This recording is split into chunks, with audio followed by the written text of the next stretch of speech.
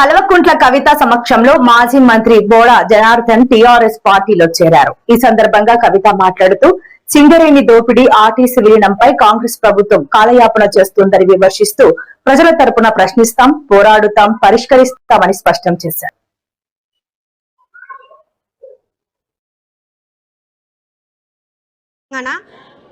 తెలంగాణ రాష్ట్రంలో ఈ రోజు విద్యా వ్యవస్థను చూసుకున్నట్టయితే ఎంత కుటిలమైన పరిస్థితికి ఇది చేజారింది అనేది మనం అర్థం చేసుకోవచ్చు.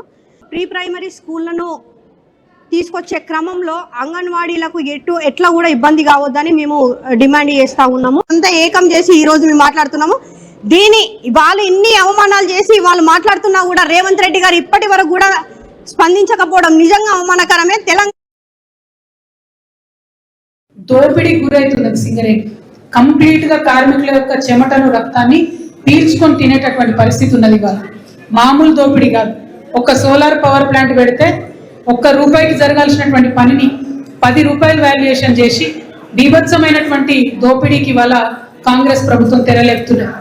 అదేవిధంగా ఏదైతే డిపెండెంట్ ఉద్యోగాల మీద మనందరం తెలంగాణ వస్తే సింగరేణి బాగుపడుతుందని చెప్పి సాధించుకొని తెలంగాణ వచ్చిన తర్వాత డిపెండెంట్ ఉద్యోగాలను ఏ విధంగా అయితే సాధించుకున్నామో ఇవాళ డిపెండెంట్ ఉద్యోగాలను మొత్తం పొడగొట్టేటటువంటి ప్రయత్నం కాంగ్రెస్ పార్టీ చేస్తూ ఉన్నది. వారికి INTUC ఇవాళ అధికారంలో ఉండొచ్చు గాక, ఆ చుక్కపాటితో తోకపాటితో కలిసి ఇద్దరు అధికారంలో ఉండొచ్చు గాక, కాకపోతే ప్రతి ఒక్క కార్మికుడి హక్కుని కాల రాజేసిందే ఈ 2 సంఘాలని మనం చెప్పక తప్పదు.